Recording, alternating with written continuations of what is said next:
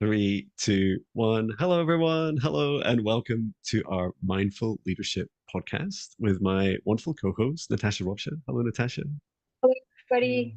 And welcome also to our special guest. Now, please correct me if I get your name wrong at all. Is Sjeanne Cawdry, is that right? Yeah, the first part's great. Oh, Cawdry, pretty Cawdry, close. Sean fantastic. Cawdry, yeah. Thank you Sjeanne so Cawdry. much. Great to be here with you, John and Natasha. So excited to be talking with you and sharing with your audience. Welcome, welcome. I'm going to quickly read your bio. So we have a general idea, and then I'm going to ask you very much about your journey and how you got to where you got to. It's always nice to meet a fellow South African as well and to hear about your Likewise. journey for sure. So, so Sean is the founder of the Center of Liberation, Reinvention Strategies and Advisor and Consultant, Center of Liberation. Wow, that's amazing! Can't wait to hear more about that. And quantum reinvention strategist, wealth architect, future-proofing business and leadership speaker. So Sean is a 0.001% high performer outlier, redefining what is possible in leadership, wealth, and personal reinvention. As a former world-ranked squash athlete, number 22, fourth-time Comrades ultra-marathon finisher, that is impressive, which is 90 kilometers or 56 miles, and a corporate and investment banking leader who entered the industry at 39 with no prior experience. Sean embodies the art of transcending limits and reinventing success. Oh, I love that. Now, as a quantum reinvention strategist and wealth architect, Sean guides high-level entrepreneurs, leaders, and visionaries to future-proof their business, impact high-performance strategy, business mastery, financial intelligence, and applies her unique understanding in the field of energy and frequency so that others break free from the outdated paradigms, master exponential growth, and architect sustainable success. I love that.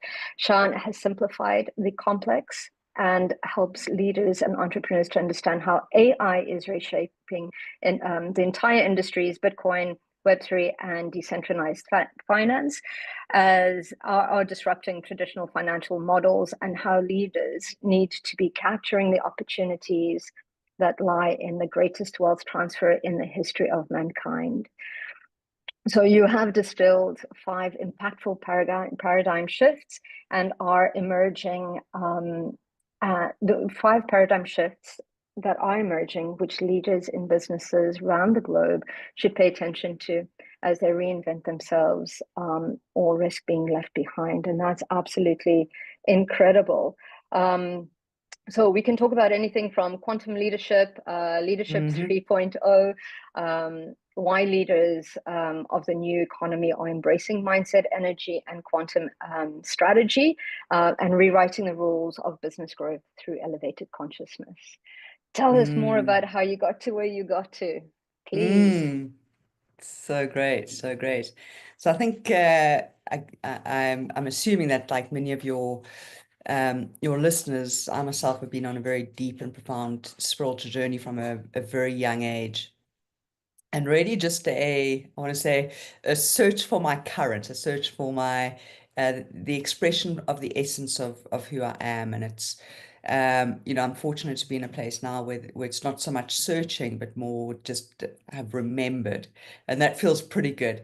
I think the sort of the journey into liberation of voice, and when I mean voice, I mean, and hence center of liberation.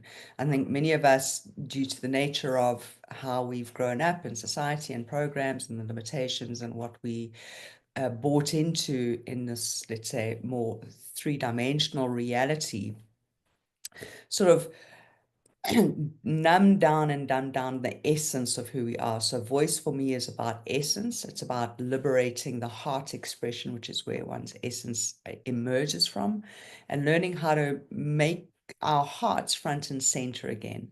And I discovered, I suppose, at the age of 33, and big sort of crisis of my own, which was the start of my spiritual awakening, and 52 now.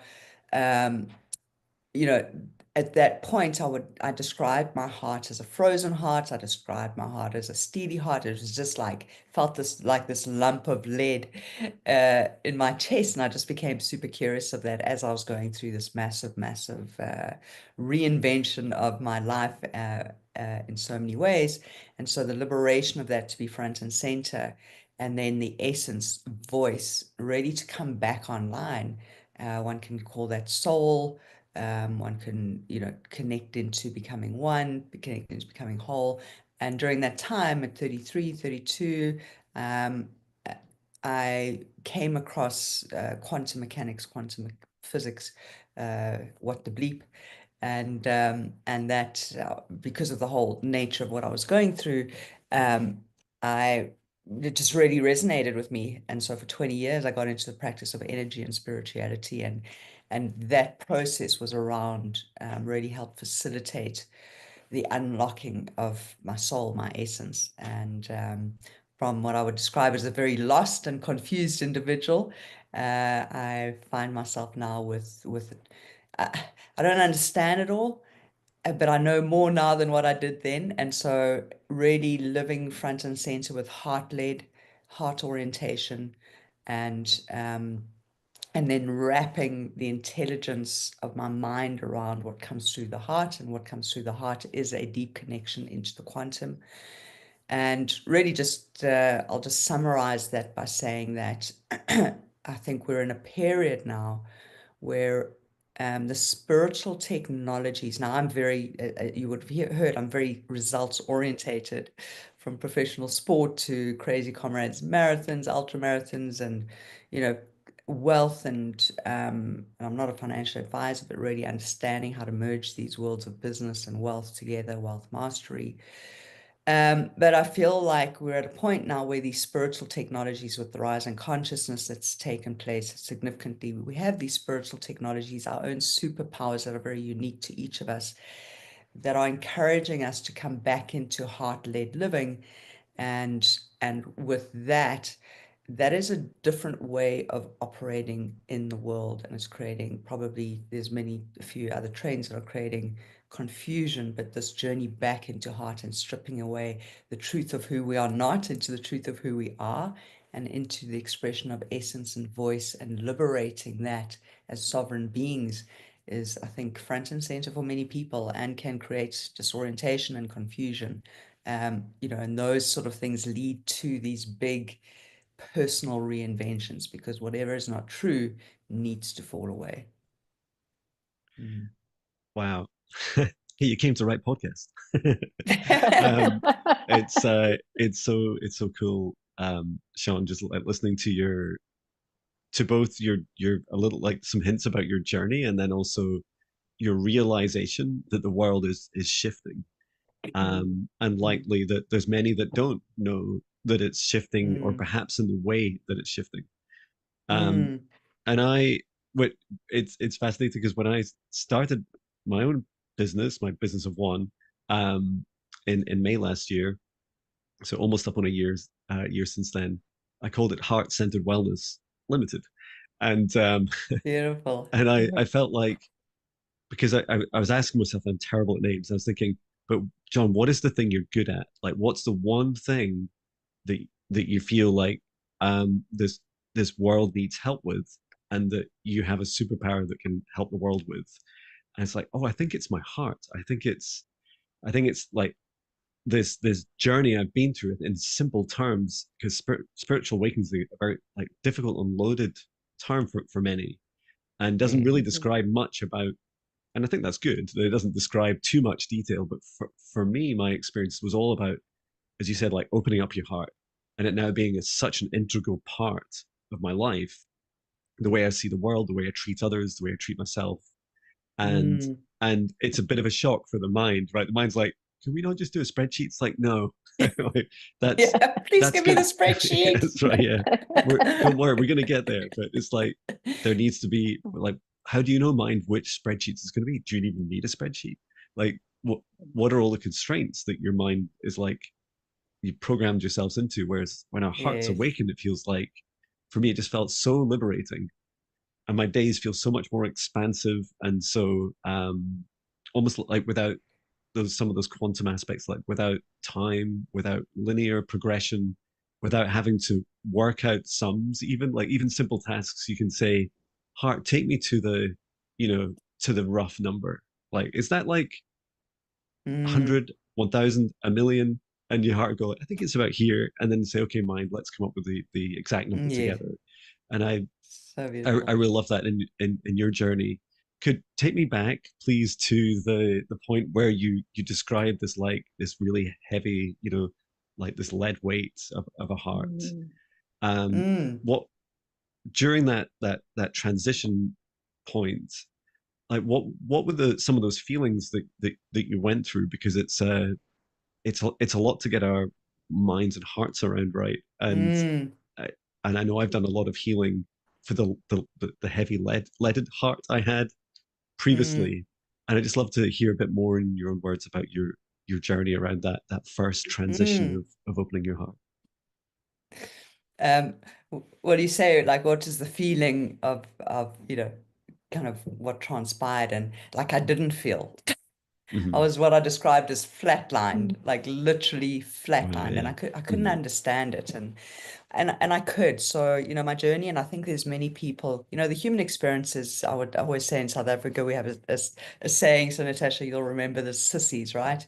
Like, it's not Yeah. for the faint-hearted. And I think first of all, I just want to say to any of your listeners and just people generally, like the human experience is the toughest experience, and especially at this Mm. time, we're moving through such profound, I want to say universal expansion.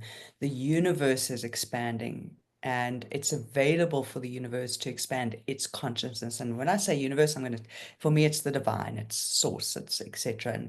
And I believe we have an interactive relationship with source, that when humanity is a certain level of consciousness, that we contribute to the expansion of the Mm. universe is expanding. So we have what I call new timelines and dimensions that are here now. So a timeline is simply just like realities that are available. So everyone's living in a Mm. current reality, that's what you think is available, but we actually on new realities. But to get to the point where I can kind of tune into these things, and John, to circle back then to the frozen heart, I started saying, that all of us have been through challenges. I don't think any of us are untouched by challenges, and there's no comparison. There's no, if mine is bigger or smaller, whatever. It's just like, wow. And that was all necessary, not because in any way, shape, or form we were being punished in any way, or the human experience is like the wrong experience, or I've done something wrong. Those experiences, I think what people don't realize is those experiences were designed and cultivated by the heart to happen and still happen. So whatever you're going through, that is by design of your heart and your soul, the essence of who you are, to wake you up, to bring your heart front and center, to bring it back from being exiled. And so my journey into the frozen heart transpired with me recognizing at a very young age that I was gay in South Africa some 35 years ago, whatever that was. And that was incredibly challenging, and that whole experience was very numbing, was very fearful, and I chose to come out at a very young age, and some of it was okay, some of it did not go well, and so I experienced a lot of hardship and a lot of rejection and a lot of uh, exiling and abandonment and etc. through that, and I just didn't have the skills to walk through it. Now that's not a story of like, oh, there were many things around that also transpired. I was also like phenomenally capable as a youngster, and so I was that kid on the playground who felt like I don't belong. Where do I belong? Like I'm different. I was playing sport. I was like 13 and playing against women in squash. I was like great on the hockey field, and arrived in what we call high school. And before I knew it, I was playing first team hockey, and all of these things kind of like, what did my peers do with me? They didn't know what to do with me. I didn't know what to do with me. And so the shutdowns and the experiences of hardships were like, okay, like this, so you're this capable young female who's doesn't know any different, but competing with the boys and beating the boys at many things, and then um playing men's league at the age of 14, and you know, that for me was normal, but it brought with it a certain level of difficulty. And as I went through those difficulties, it was like, you know, get smaller. And I think, you know, particularly sort of coming out as being gay, like I still remember how I exiled. I literally, my soul left. And I feel many people through their experiences, their souls have exiled, part of their hearts and spirits have exiled. And so what's happening now is that we're opening up to, you know, for those people who are ready, it's like, and we always, the healing journey is always pulling back fragments of our soul, but we have a quest. I'd say, you know, a large portion of humanity is on a quest to become more whole, to remember who we are. And so it's not that we're broken, it's not that we're fixed, it's not that there's some secret code. It's just like, oh, I'm just remembering. And so my frozen heart and that journey was like, I just became flatlined as a mechanism to armor up, to move through life, to get through life. And those are all just survival strategies. And again, I'll say it wasn't actually a hardship. And I've only been able to really reframe this for myself, in fact, a year and a half ago, to recognize as it started coming together for me, and as I started to sort of download and get the kind of full picture of how this journey works, was that it was one of the most powerful acts in all of the acts of me stepping and standing in truth at the age of whatever the ages those were, and expressing my truth at young ages, and coming out and actually speaking truth in essence, even though I didn't know necessarily how to navigate that thereafter, were all acts of being very, very powerful. And so I think for many of the listeners, your traumas that you may have, and we've all been through traumas, and the experiences is all massive acts of how powerful you are, because those were calls to action from your heart that you would have stepped into. It was the receivers potentially who weren't able to hold it. That is how powerful your heart is. And the journey, and it's just taking some time, is to come back to the current of who we are. And so that's where really, you know, I've reinvented so many times. You would have heard it in my bio, and one of my most recent reinventions, and because that's the normal, natural human experience, so that the reinventions are becoming, our power is our greatest asset. In other words, the power of our ability to create is our greatest asset. The currency is self-trust. And so in my recent reinvention, where I moved to the States a year and a half ago at the age of 51 with my wife, I deliberately collapsed. I spent time on Whidbey Island. I deliberately collapsed my whole South African identity, because I wanted, even though I've been on this journey for a long time, I wanted the next version and truth and essence expression to be one that was even more pure. So I spent, like I would say, a bit of a Michael Singer period of really collapsing identities. And it was so disorientating and so okay, and it feels so good now. And so I know the process is disorientating, and you know, during that time I really began to understand what it was to be in the current of your life. And that is really the invitation of what's happening for many people right now. And it's confusing. You get stuck. You're like, who are you? What should you do? What's my career? All that's happening is that your heart is coming back online in a way bigger way than what it was doing previously, because many of your listeners won't be like new to healing. It's just at an inflection point now, so it'll be far more intensely felt. Wow, that's so inspirational. Just yeah, listening to, there's so much to unpack there. There's so much to say. That's incredible, and thank you for having the courage to be leading the way, because your voice in, you know, coming out and being who you are completely encouraged so many to really fall behind. And we sometimes you don't even realize how many people we support, and it's amazing how we move through these patterns of making ourselves smaller so that we are digestible to other people. And I love that you push through those boundaries all the time. And yeah, I'm in absolute awe of the courage that you've taken in reinventing, really rewriting your story. over and over again, because we have that ability to do that. And I think it's so important.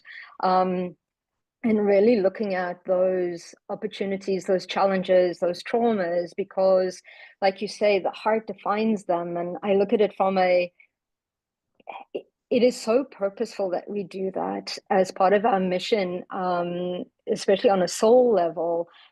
We choose those, I believe, we create those lineages, we choose those times, we choose the countries, we choose our names. We were talking about how important a name is just before that, because all of those frequencies add to the experience that we've come to, the theme we've come to experience, our mission that we've come to. And you're absolutely right, because as the collective changes, we need to understand that. And I think that a lot of us, especially us in this group, that brings us together is really about pushing through those boundaries and starting to create those energetic frequencies where we can support those that were us 2, 3, 4, 5 years ago, because we've been through that. So it's almost kind of like, it's okay, we can do this, moving forward. And I love that the heart in connecting everything, because if we look at it from a chakra position, it links the physical to the metaphysical. Yes. And one thing that I also like growing up in South Africa, it was like, you don't have time. There's no feeling. My mom was like, crying doesn't fix anything. Your head controls your body and you just move forward. And that's how we ended up doing that. So it's like you say, like, it's like stop being a sissy, which is stop being a poopy pants, or stop being so weak and just get on with it. And it's almost kind of like we had the saying, like, somebody always has it worse than you do. So why are you complaining? But so it was quite interesting when I went through my reawakening, which I understand, where all of a sudden I was left with all of these kind of like, how do we tap into our heart? The business is a baby. I mean, we call the business babies, but yet we're not supposed to feel anything. And then connecting into that, I don't know if we all go through this numbness. And I was speaking about it this morning to a very good friend of mine, because she was talking about how she ended up going to see a psychologist. And I was like, what drove you there? And she said, because I was absolutely numb, no happy, no sad, no nothing. We were just focused on where we needed to go. And I was like, oh, interesting, because I also hit that phase. And the first time I went, I cried. That's all I did. I just cried for an hour. And it was so foreign to me. It felt like I'd been beaten by a baseball bat.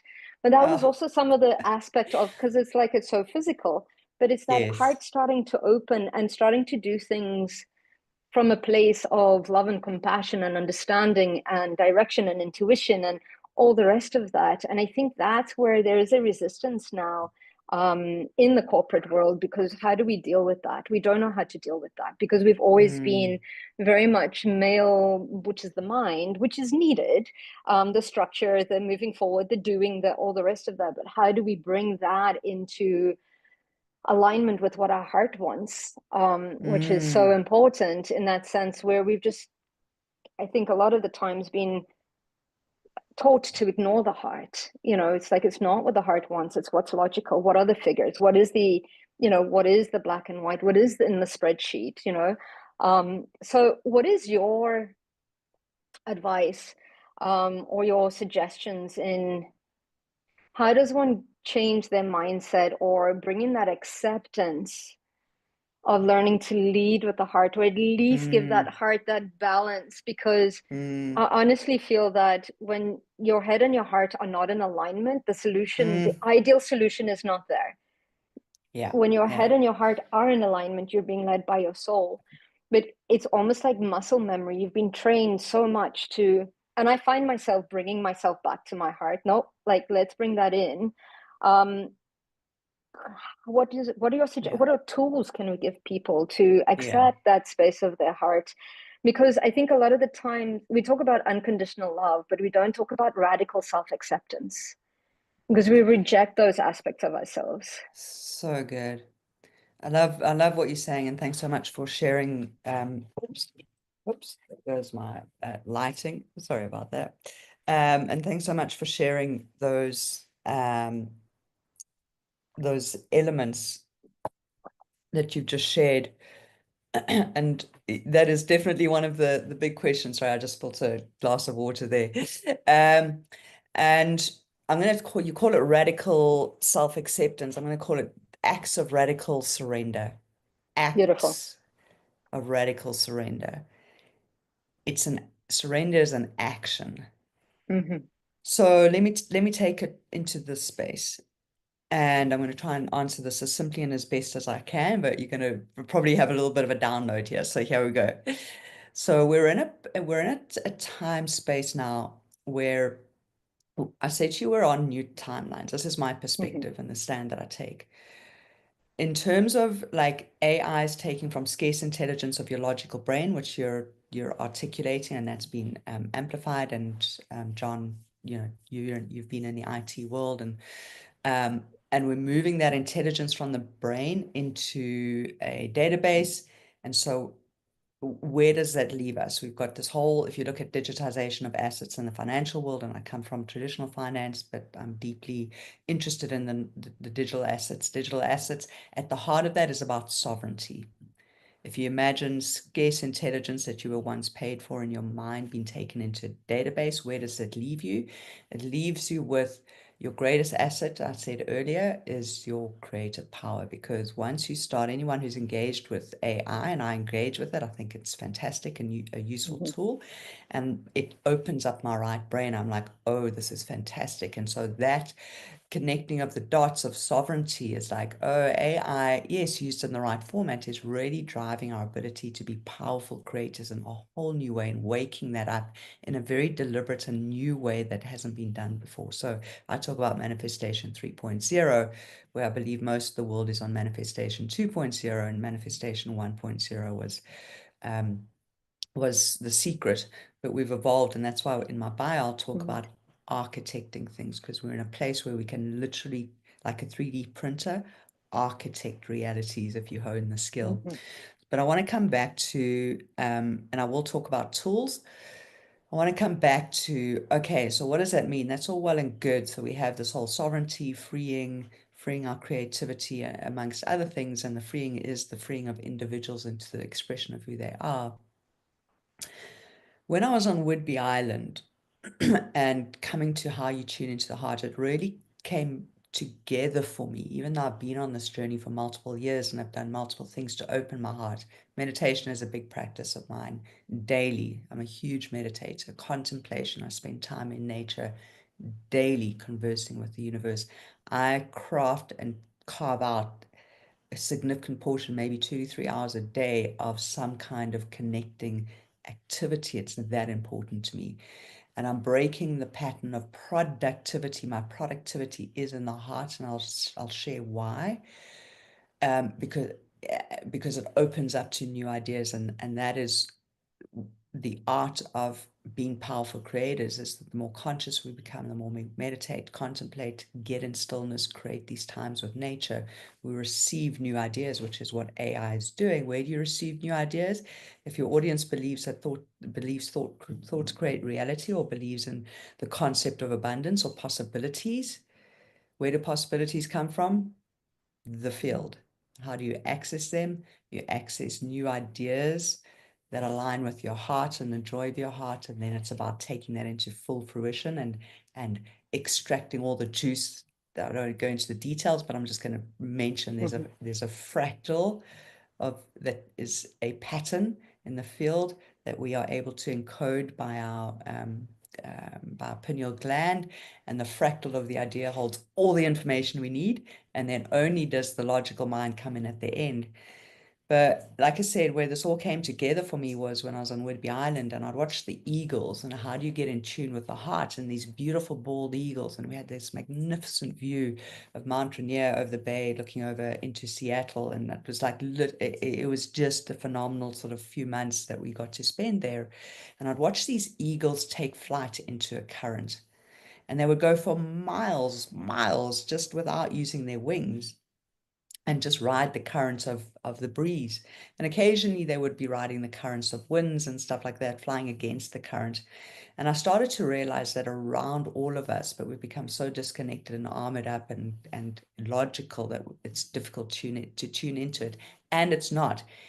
all of your listeners will be sitting with something where there is a current prompting them. It's an intuition. The eagles have to feel this energy system around them. It's the invisible energy system of the universal intelligence that knows there is a current for you, that knows that there is a very specific, very easy and effortless current that if you are willing to enforce the act of surrender, let go of your branch, because the impulse is there. You're not the impulse. The universe doesn't fly.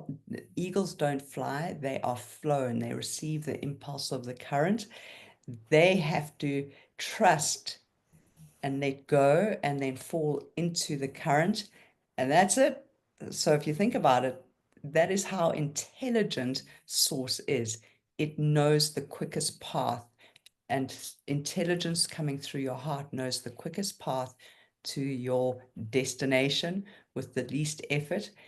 Your heart knows super innovative ways to do things, ways that we could never imagine. How did I land up in the United States?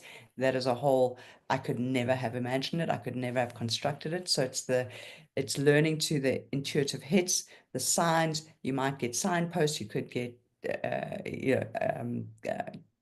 license plate numbers, you get messages, you get hits, you get downloads, there's a synchronistic conversation. The universe uses all of these tools to say there is a current for you. Where we fall over is, and one of the things I talk about is the kind of poverty consciousness. Number one, we've disconnected from trusting our fire. We've disconnected from trusting the truth. To your point, you mentioned it earlier. We've dialed down, we've become smaller, we fit it in, we call it strategic, so that I dial down, I swallow what I want to say, I kind of disappear, I dilute, I undermine myself. I say that is your vessel, your consciousness, your identity is like a bucket, it has holes in it.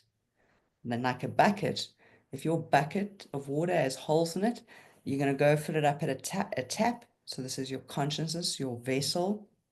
When you're leaking your value and you're undermining your value and who you are, the essence of who you are, and you think your existence doesn't matter, I'm not good enough, I don't have the right hair color, I'm not thin enough, I'm not fat enough, all of that kind of good stuff, there's something wrong with me.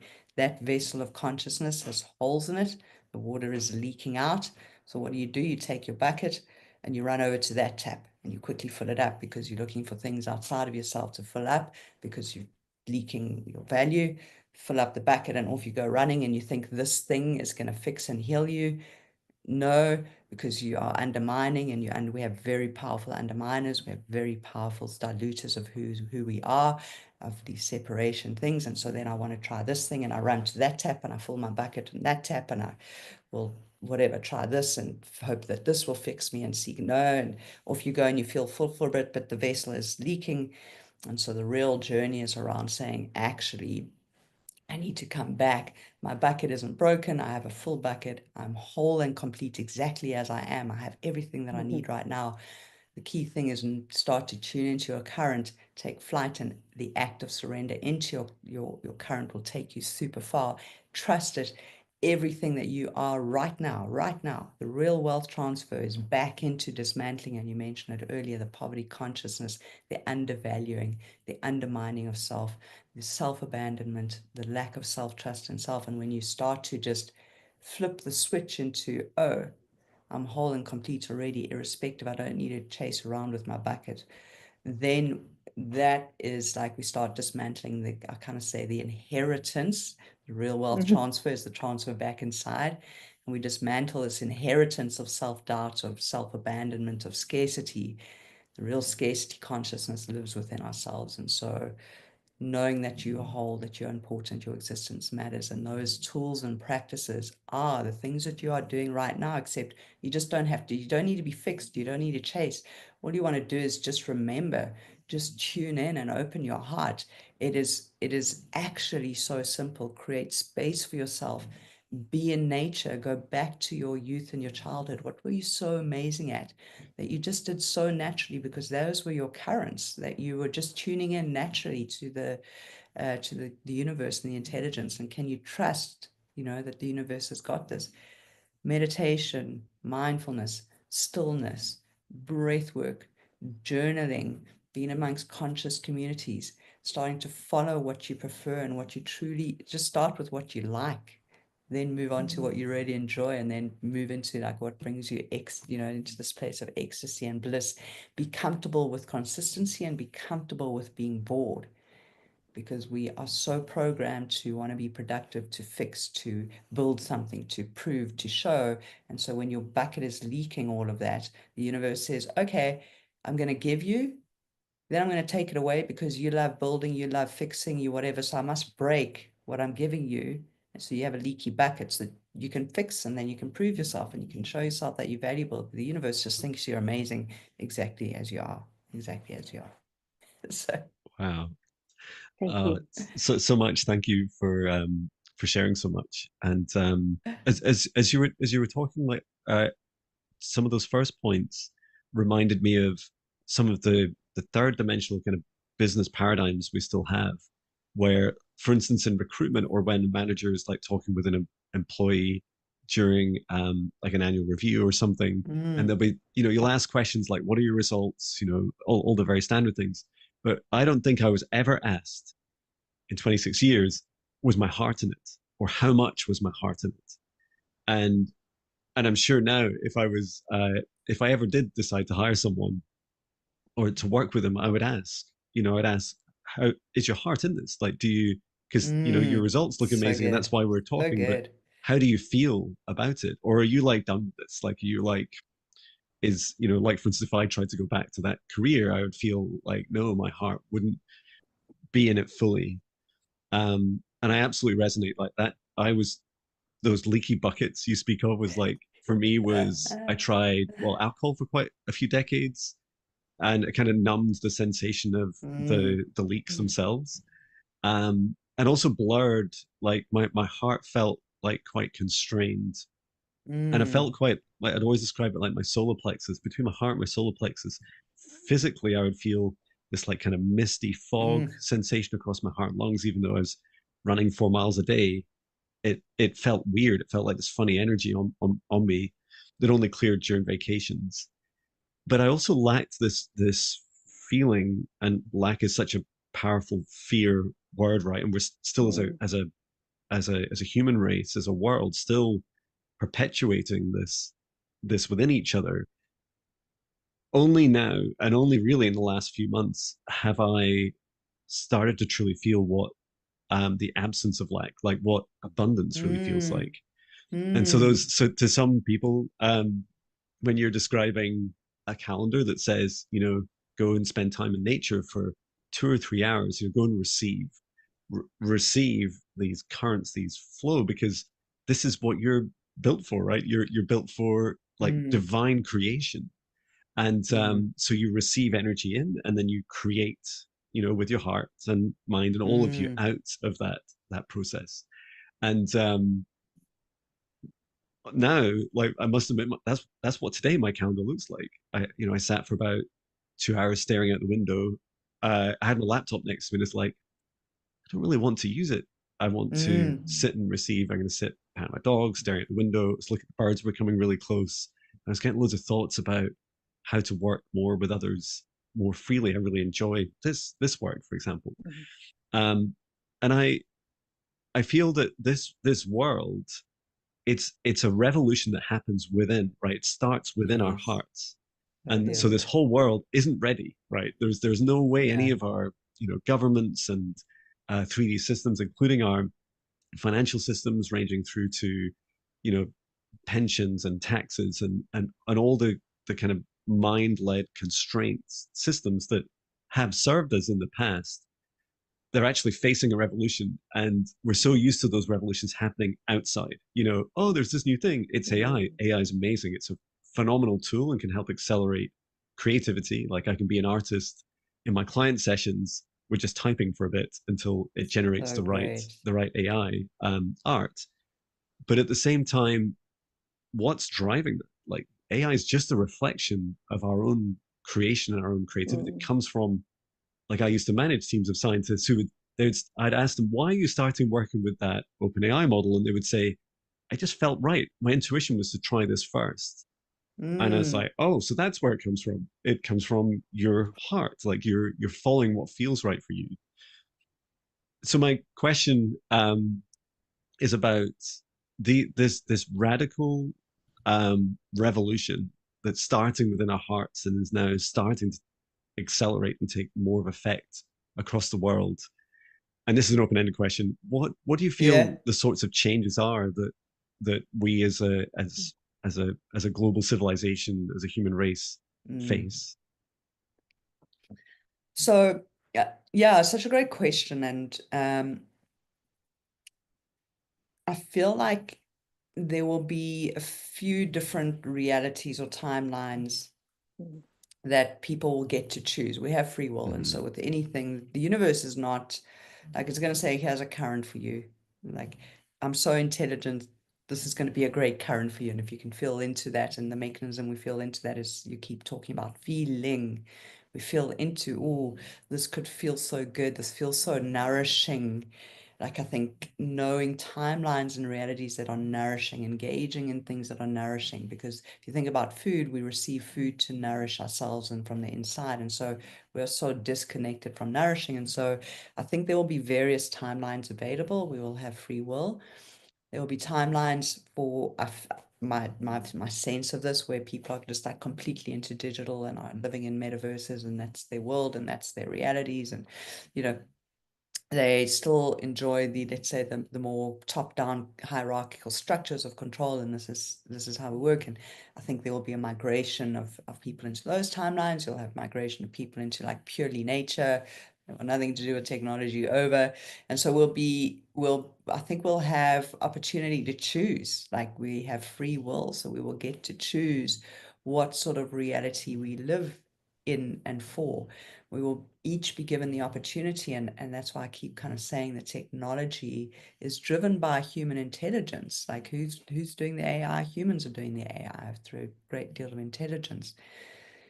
And more so, as we open up our hearts, which, if you open up your heart, you are expanding your morphic field, auric field, whatever it is you're wanting to call it. Your field actually expands, and so you're able to receive more information. You're able to receive, more hits from the divine as such, and more intelligence to kind of prompt you in a direction. I think there'll be communities, a lot of community living. I think you're already seeing it in some parts, even in South Africa. In fact, there's a community in South Africa in the Orange Free State that is completely operating with its own kind of system of leadership.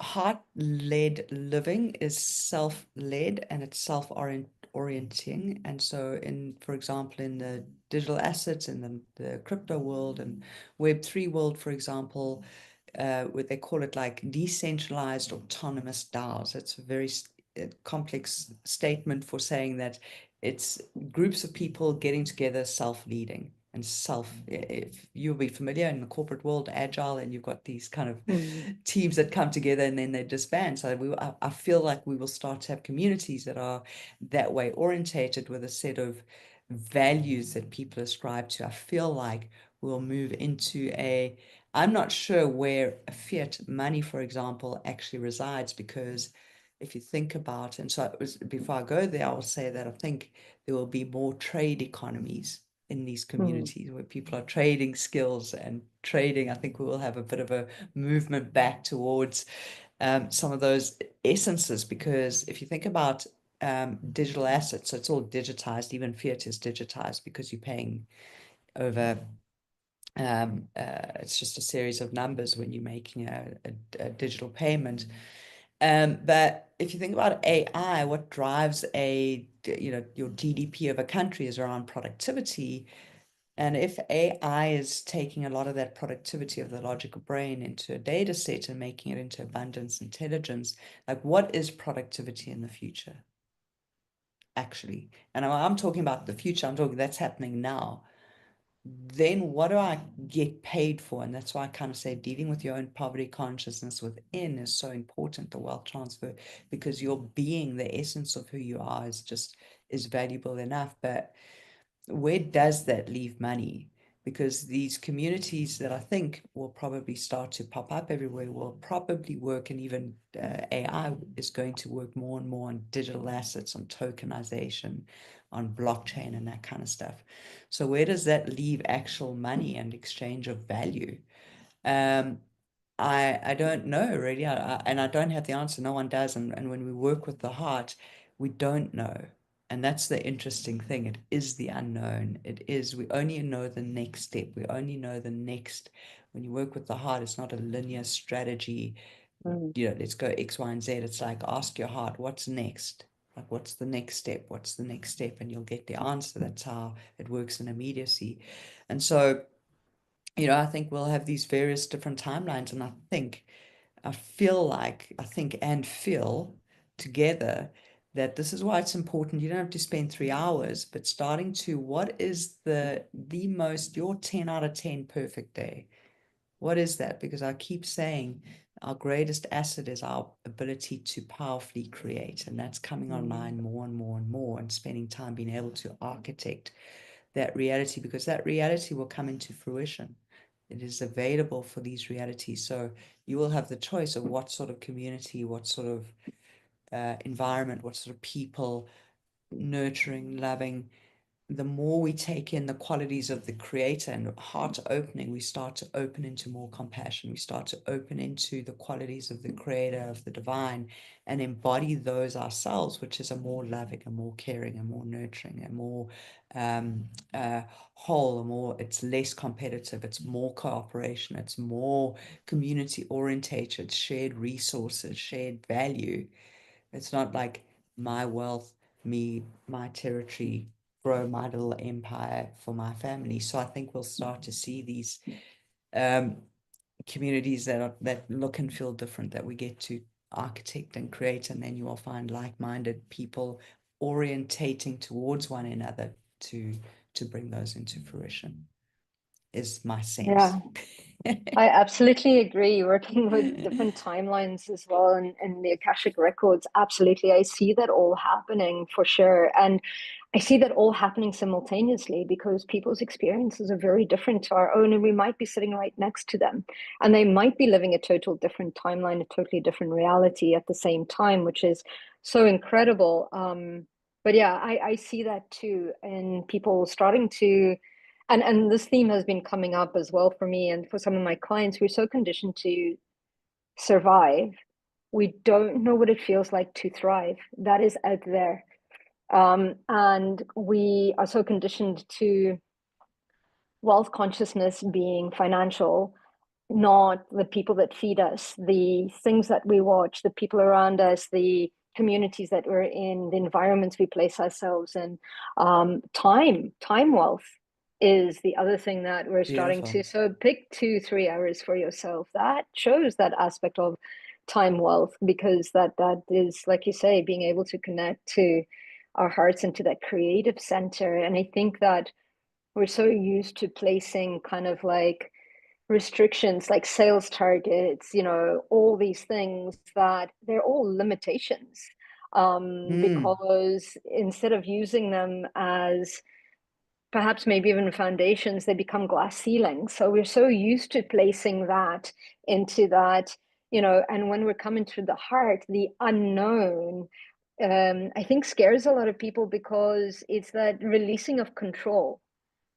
And Yes. control is a trauma. It's obviously a trauma tool that we use to keep ourselves safe. So it's learning to trust that we are safe, and connecting into the heart is the other thing that brings us into the present moment, because it's not out there, it's in here.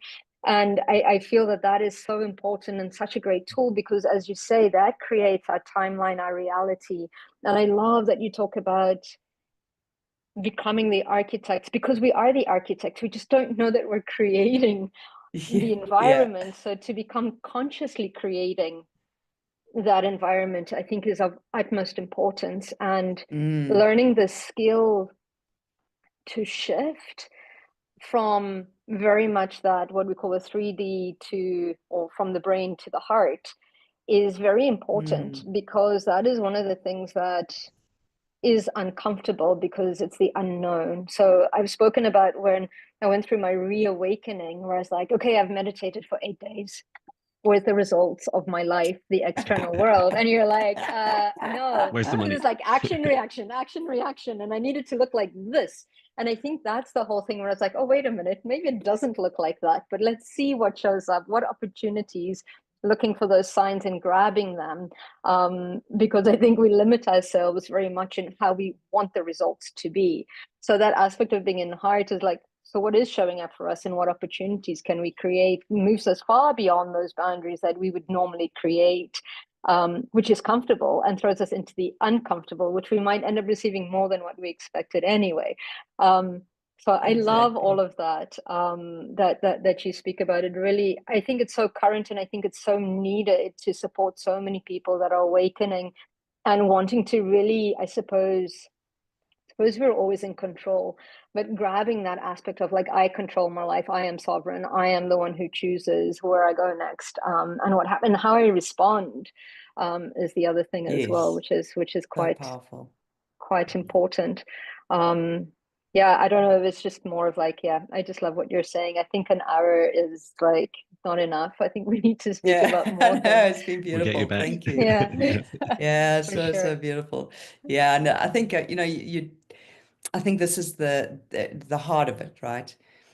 I think if your viewers had to be honest with themselves, like what's one of their favorite parts of the day or week, whatever, is when they get to listen to your show. And it's that simple. It's these conversations. This is like one of my favorite things. Like I love talking about this. Like I want to do it more. I want, like, the more people I can talk. It's not sitting behind my computer typing up you know, it's not that. It's like the conversations. It's these, and it's enjoyable, and it's like, and it's that simple, you know. So how we create these realities where we are coming back into these meaningful, connecting conversations that are so simple. You know, I love, you know, Jon, you speak about your dog, and like, it's like one of my favorite things. Like I just hang out with my beagle, and I have the opportunity to work from home and hang out with him and do work and, you know, connect with people like you guys. Like it's that simple, that enjoyable. So, yeah. Wonderful. Thank you. And yeah, we'll definitely get you back. We could talk for hours. It'd be so much fun. Yeah, so we'll definitely be staying in contact, and would love to be back, and yeah, just meander in these beautiful rivers of conversation are very fulfilling and very nourishing. Wonderful. And perhaps, Natasha, just before we go into Yeah. mindful meditation, how can people reach out to you? Yeah, thanks so much. So you can go to my website. I am in the process of revamping, rebranding, so it does not necessarily reflect who I am, but you can connect with me through there. So I'm pretty active on Facebook and LinkedIn. So those are probably my preferred channels. Just you can DM, WhatsApp me, or rather message me, or just yeah, just follow me on those sort of channels, and you'll get a sense of the kind of work I do. Fabulous. Beautiful. Amazing. And we'll add that all in. Yeah, I can't wait to dive in and see more about what you do. Yeah, I'm Thank you so excited for much, that. guys. Okay, Yeah, shall we thank jump you. into a little bit of Amazing. a quick meditation? Oh, what's going to come up today, I wonder. Okay, I'm going to get you to make yourself comfortable and close your eyes. Take a couple of deep breaths. Breathing in through your nose and out through your mouth. And as you breathe in, focus on allowing that breath into your body.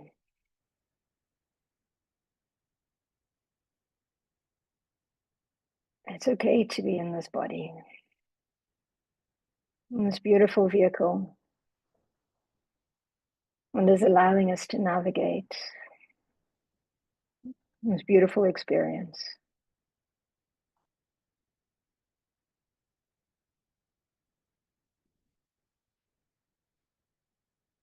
And I'm going to invite you to bring your attention into your heart, You can place your hand on your heart or just focus in.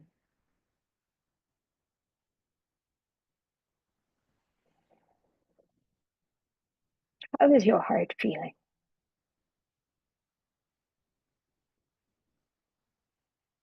Is it heavy? Is it light?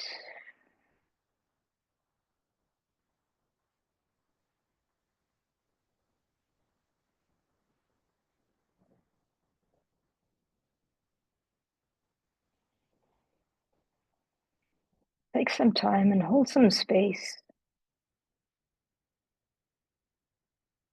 for your heart.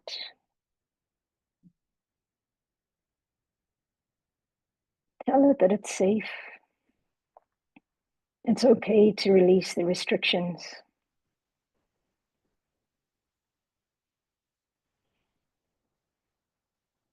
No more needing to hide the essence of who you are.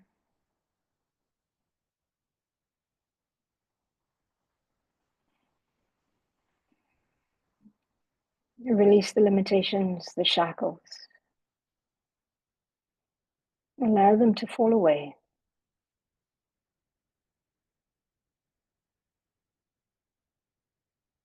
And let's allow that beautiful light that you already are, the essence of you, to start to shine.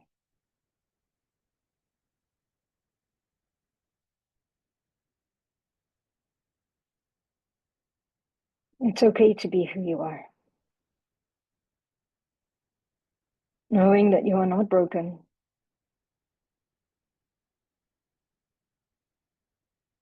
Knowing that you are not limited.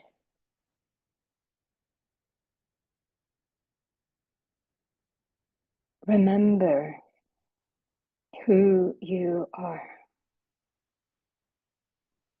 Remember that aspect of divinity that you are.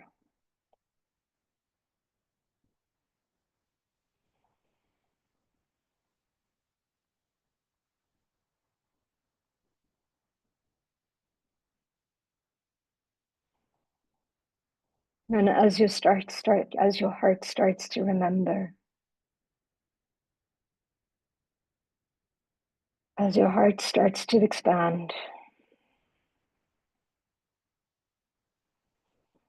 you start to open up to the complete essence of who you are. And as this essence starts to shine through, it starts to recalibrate the rest of your body, the rest of your energy centers.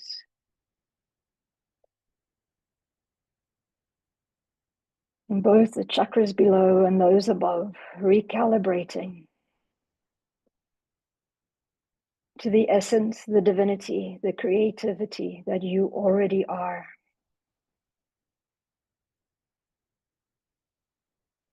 Allow this activation through all bodies, all minds, all emotions, allowing your etheric field, your energy body to adjust, all recalibrating to the divine essence that you already are. Surrender what no longer belongs and surrender to the flow of life, the flow of your highest potential timeline.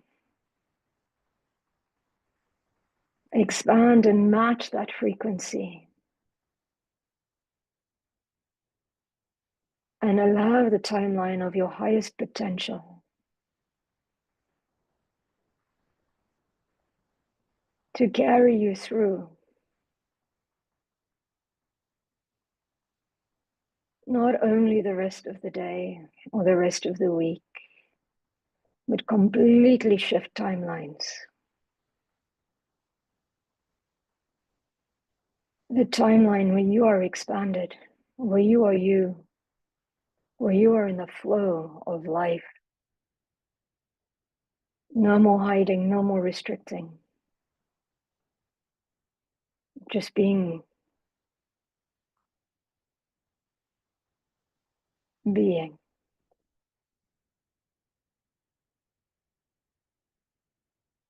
And if your heart were to express something to you now, what would it say?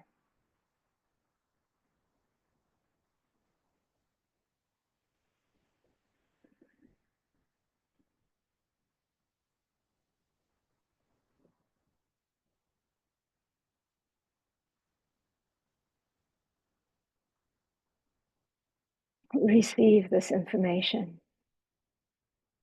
And I encourage you to make a promise to your heart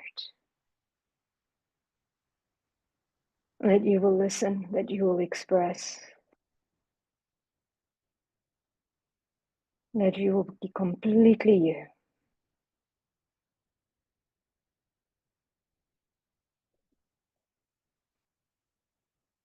No more surviving, no more lack, expansion, unconditional love, and radical acceptance of all that you already are.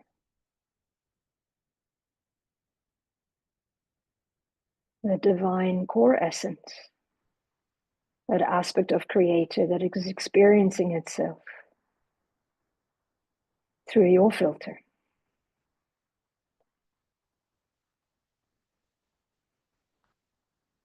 And take one more deep breath in and allow all of these codes, the integration, the essence of you, to shine through all aspects of you. Knowing that when we open our eyes, we have completely shifted our timeline.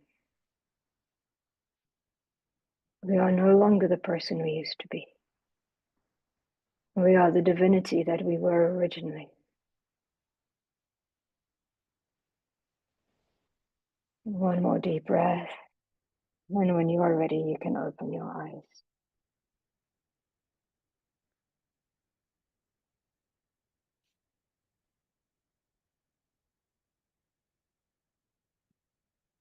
Wow. Thank you so much, Natasha. My heart Thank you so much. said, Jon, promise to be really gentle with me, because the more gentle I am, the more my heart opens and the more creative I am. So thank you for that beautiful gift. Absolutely gorgeous. Thank you so much for a beautiful meditation. Thank you. Thank you for sharing your knowledge and wisdom, and for reminding us that our heart exists and it has a voice and we need to lead with it. Absolutely. You guys are amazing. The work that you're doing is amazing. And it's just been such a pleasure. Just so, so awesome. So delightful. Thank you. Likewise. Thank you too. Likewise. Well, we'll let you go. Thank you so much for joining us. And yeah, we'll definitely get you on again. We'll be in touch. And yeah, we Great will be job. back with Mindful Leadership podcast shortly. So please do check out. We've passed over 20 episodes and over 250 downloads, which is fantastic. And celebrating these steps are just so lovely. And yeah, my heart always feels in it when I'm doing this work. I always have so much joy connecting with such beautiful souls. So thank you. Likewise. Thank you. Thank you. Great. Thank you, everyone. We'll see you in the next episode. Thank you. Sending love. Bye.